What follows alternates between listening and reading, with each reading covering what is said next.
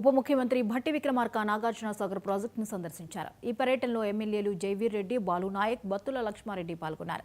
Project సందర్శనలో భాగంగా deputy CM జల విద్యుత్ కేంద్రాన్ని తనిఖీ చేసి అధికారుల నుండి వివరాలు తీసుకున్నారు. నిరంతరం అంతరాయం లేకుండా విద్యుత్ ఉత్పత్తి జరిగేలా చర్యలు తీసుకోవాలని అధికారులను ఆదేశించారు.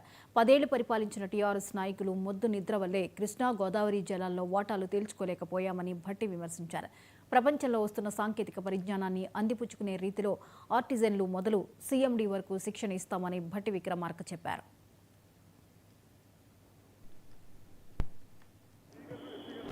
వరకు కూడా అందరికీ ఈ వస్తున్న మార్పులు టెక్నాలజీకి అప్డేట్ కావడానికి హైదరాబాద్లోనో ఇంకొక ప్లేస్లోనో ఎక్కడో ఒక దగ్గర కనీసం 3 రోజులు ట్రైనింగ్ ప్రోగ్రామ్ వాళ్ళందరికీ అందుబాటు exposure to the new technology ఉండేటట్టుగా ఒక వ్యవస్థను తయారు చేయాలని చెప్పారు. సో ఇవి విద్యుత్ శాఖకు సంబంధించినటువంటి విషయాలు. ఇటువంటి విషయాలు ఉదాహరణకి మనకి కొత్తగా వస్తున్నటువంటి ఇంకో విధానం కూడా ఉంది. అంటే బ్యాటరీ ఎనర్జీ స్టోరేజ్ సిస్టమ్స్. ఉదయం పూట సోలార్ ప్రొడ్యూస్ అయితే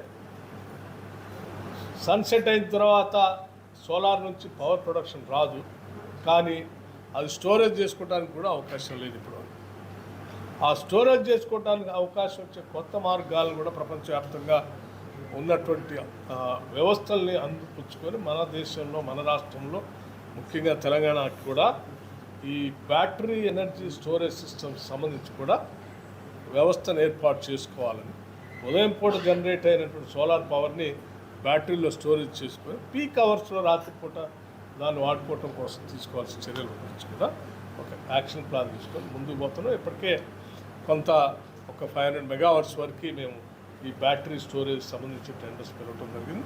ఇంకా కొన్ని పిలవబోతాం.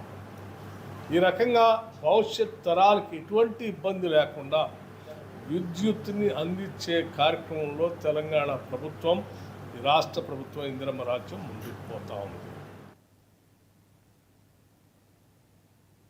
ఇవి